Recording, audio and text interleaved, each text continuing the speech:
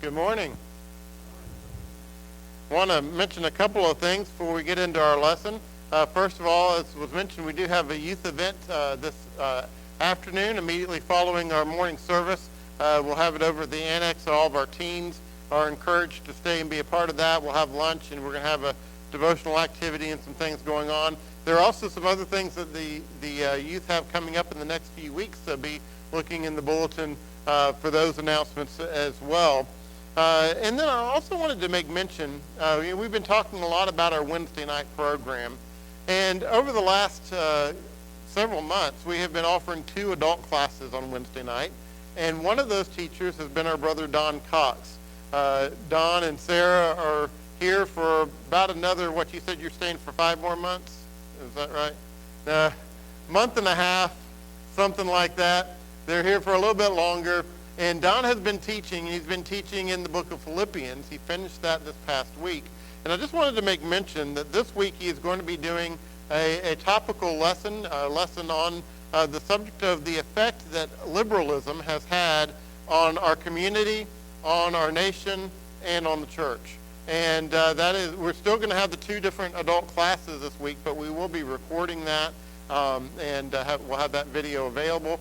But if you aren't coming on Wednesday nights, we encourage you, if you can, to be here this Wednesday night and listen to that lesson or participate in it. But and if you're not in that class, we'll make sure that the video is available for you to be able to watch that. But we appreciate so much Don teaching for us during this period of time, and we've been blessed to have him and Sarah with us.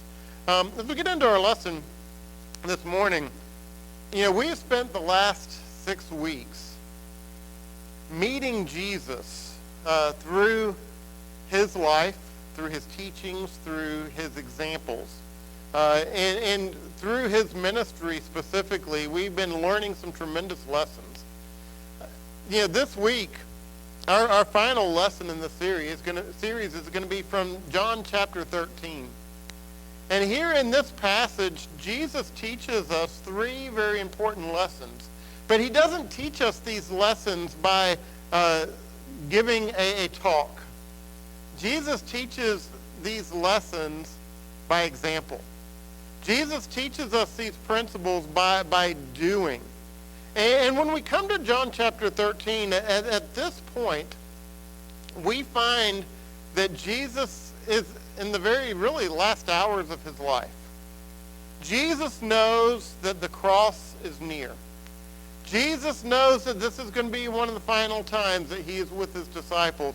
And Jesus also knows that the very one who is going to betray him is with them at this point.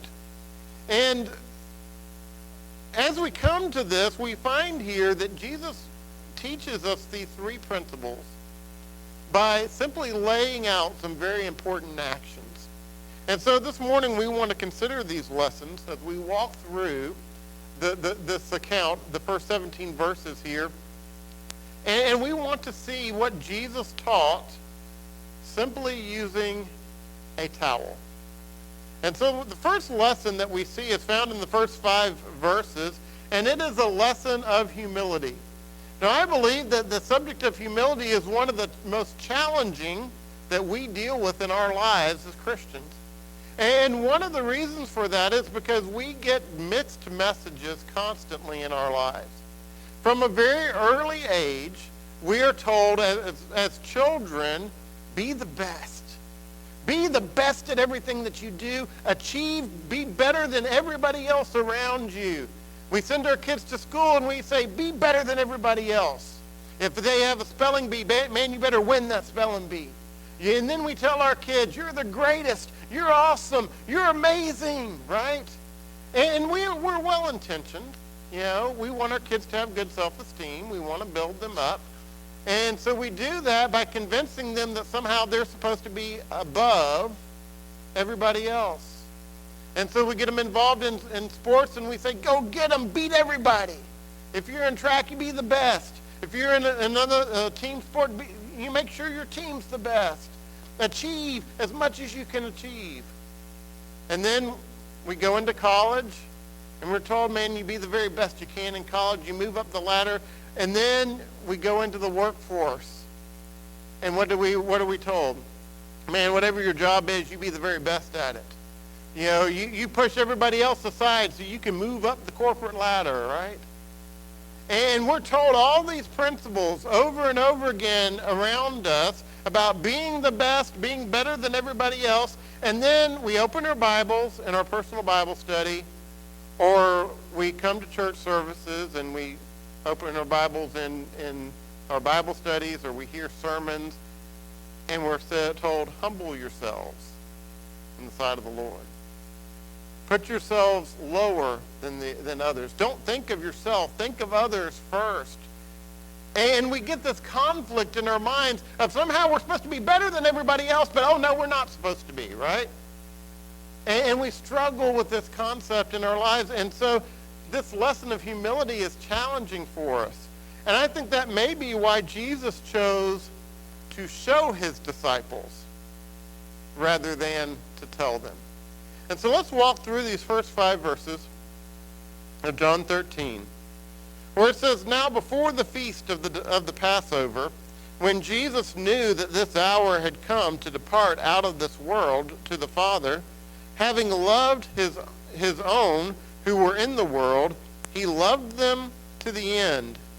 During supper, when the devil had already put it into the heart of Judas Iscariot, Simon's son, to betray him, Jesus, knowing that the Father had given all things into his hands, and that he had come from God and was going back to God, rose from supper, and laid aside his outer garments, and taking a towel, tied it around his waist.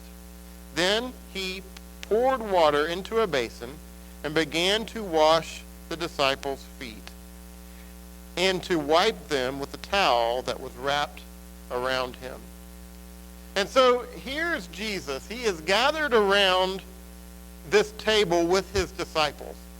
Now, they were likely lying on their sides. The tradition was that they didn't sit in chairs like we do, or sit on pillows, Indian style, the way you see some cultures do.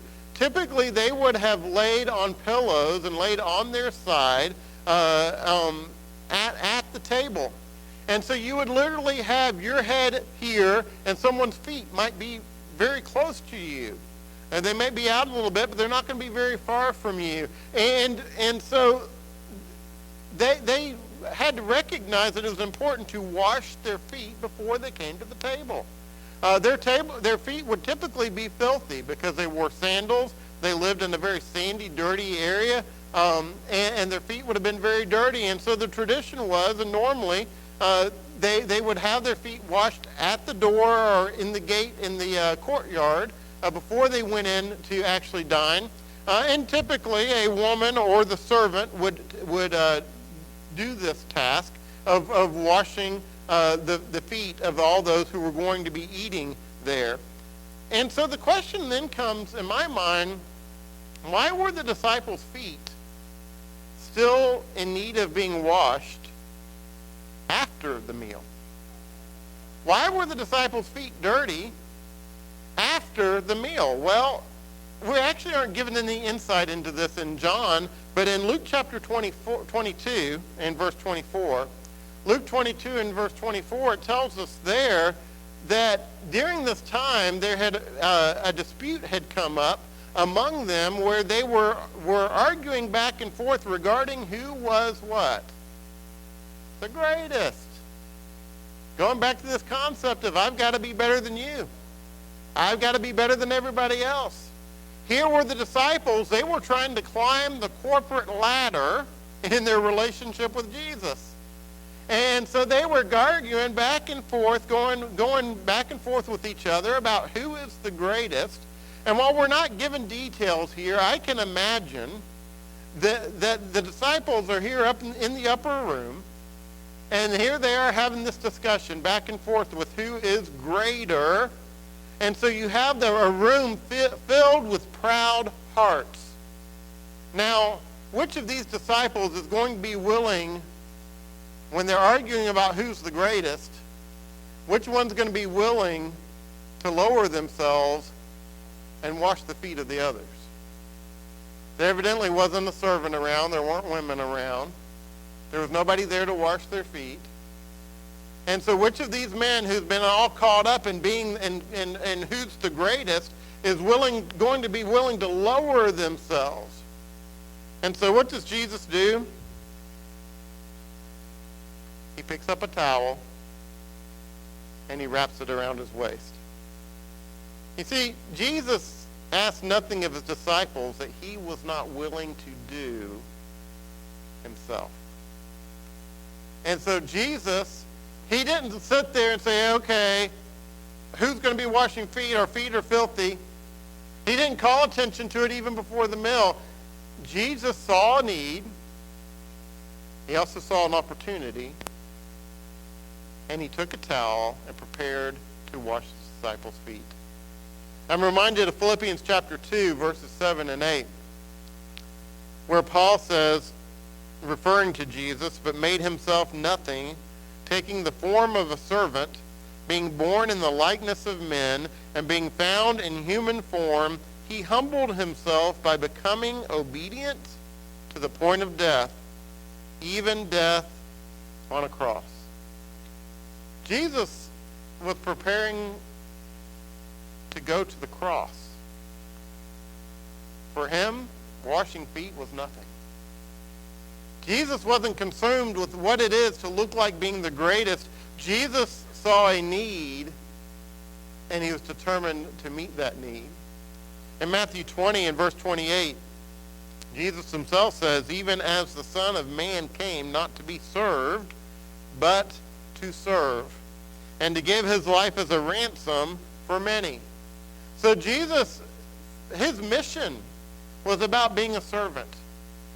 Jesus acknowledged who he was.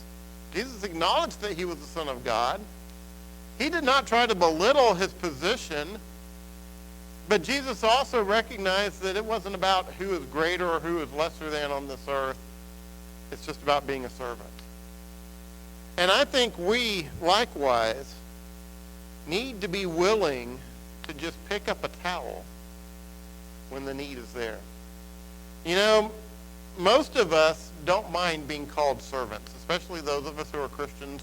We don't mind being called servants, but you know, we really don't want to be treated like one. We really don't want to be treated like we are somehow lesser than. But the reality is, being a servant requires humility. And yet, how many times have we heard people, and sometimes even Christians, say, well, I'm nobody's servant. I'm nobody's slave. You know, I'm not here to serve you. How many mothers have said to their children, I'm not here to be your servant. You want a drink, go get it yourself. You know, we get caught up in this idea of we don't want to be treated like servants. We don't want to be treated as lesser than somehow. So it's not about it's not about us being called a servant. It's that we don't want to feel like we are a servant. And too many of us are standing in dignity with our hands folded when we should be kneeling in service, simply washing feet. And I'm not talking about physically washing feet, even though if the need is there, we should do it. But we need to be about the business of doing whatever is necessary because we're servants of Jesus Christ. There is no job that is too demeaning. There is no task that is beneath us because we are simply servants of the King. I think it's time that we follow the example of Jesus and just put that towel around our waist and be willing to serve. And so we have here Jesus demonstrating this lesson of humility.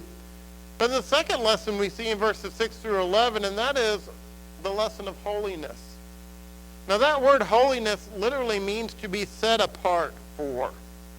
And so it's the idea of being set apart for God. And there is a tremendous lesson here when we look at Jesus' interaction with Peter. Let's begin in verse 6. It says, he came to Simon Peter, who said to him, Lord, do you wash my feet? Jesus answered him, what I am doing you do not understand now, but afterward you will understand. Peter said to him, you shall never wash my feet.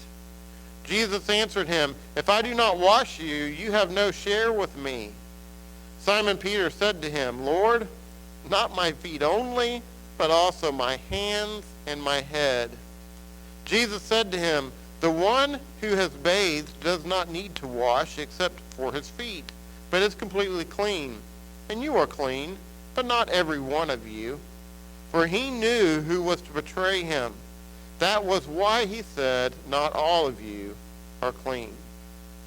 And so here's Jesus. He's going down the line of the disciples, and he comes to Peter. And you know, you've got to love Peter, because Peter's heart there, he's well-intentioned. He means well by what he says, but Peter says to Jesus, Jesus, are you really going to wash my feet? And Jesus' response is, well, Peter, you don't understand now, but you will. And Peter says, Lord, you will never wash my feet. And Jesus' response to Peter is very simple. He says, if I don't, then you'll have no part with me. In other words, Peter, if you want a relationship with me, you will let me serve you in this way. And what's Peter's response when he hears that? He says, Lord, wash it all. Start from my head and just work your way down. Wash everything. If that's what it means to be in relationship with you, if that's what's required. And so Jesus here is laying out this principle to Peter about what it means to be set apart.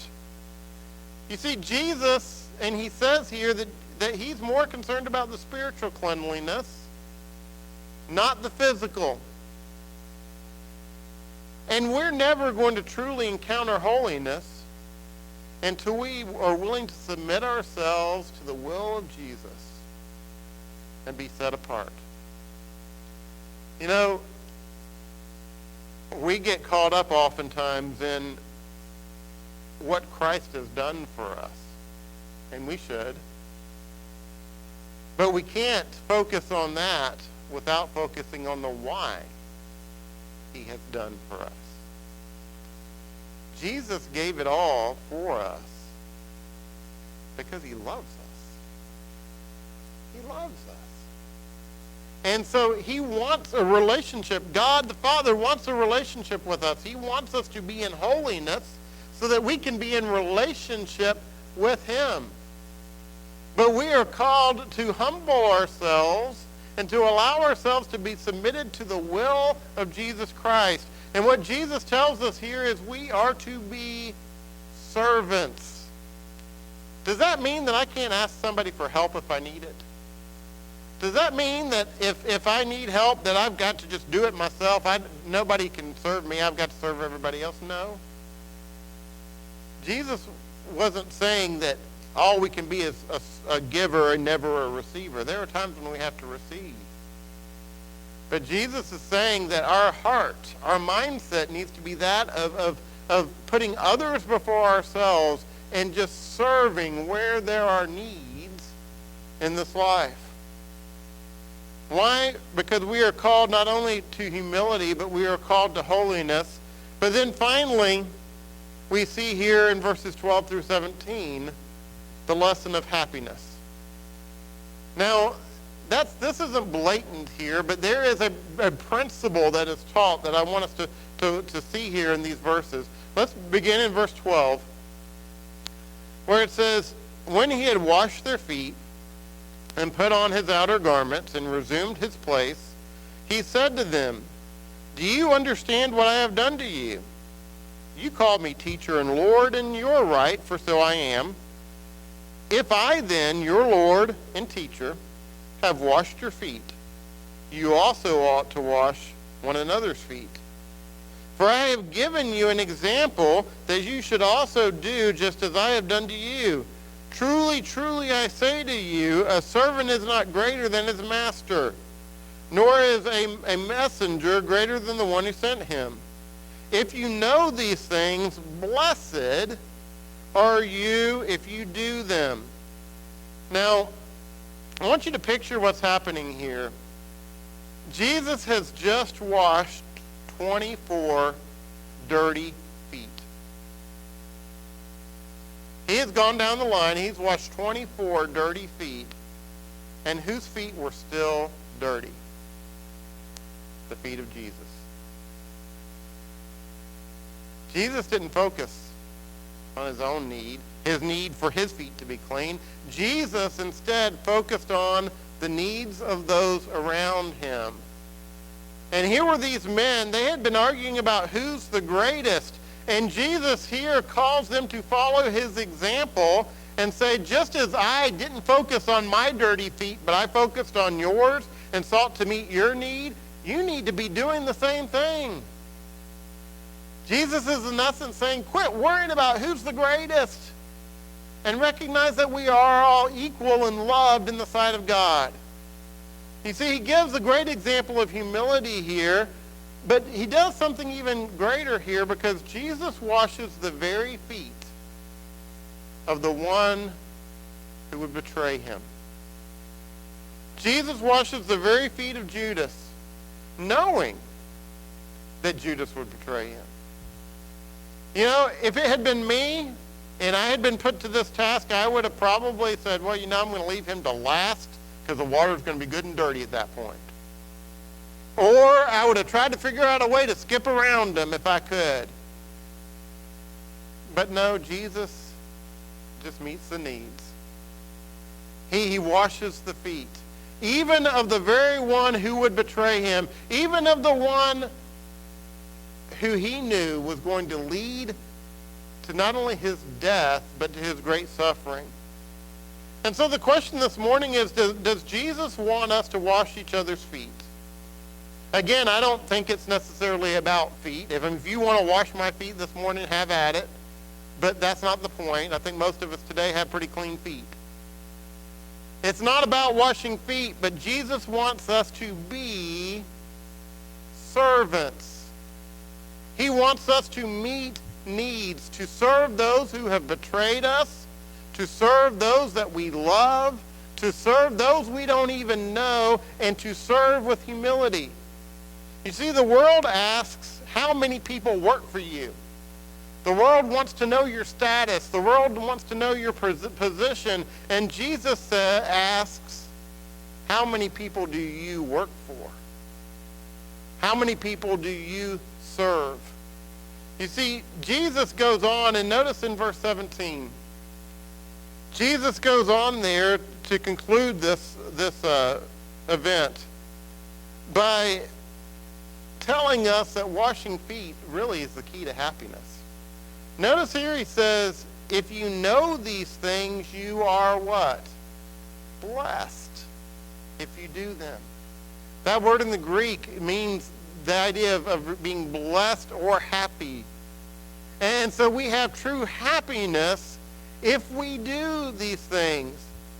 You see, you will be blessed if your knowledge becomes action. You know what you're called to do.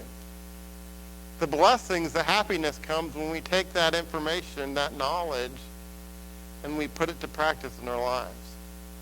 When we simply serve and meet the needs of those around us. You know, I think sometimes we try to close our eyes to the needs around us, but if our eyes are open, they're apparent. They're everywhere. We see needs in our community. We see needs in our church family. We see needs in our home. We see needs everywhere. And Jesus says, just serve. Don't focus on being the greatest. Don't focus on being better than everybody else. And, you know, if you're sitting there this morning saying, well, I'm going to be a servant, I'm going to be a better servant than everybody in here, well, then you've missed the point. It's not about being the best servant. It's just about being a humble one. About meeting needs. Jesus has called us today to simply take up a towel and serve. This morning, if Jesus is your Lord, if he is your master, then you are a servant. If not this morning, why not? If you're not a Christian, if you've not been baptized, immersed for the washing away of your sins and been added to the Lord's church, this morning, why not? Why not take on that role of being a servant of Jesus Christ and receiving the benefits of being in relationship with him? Whatever your situation this morning, do not leave here without having that thought in your heart of, make me a servant, Lord. Make me like you. If you're subject to invitation, we invite you to come. So we stand as we sing.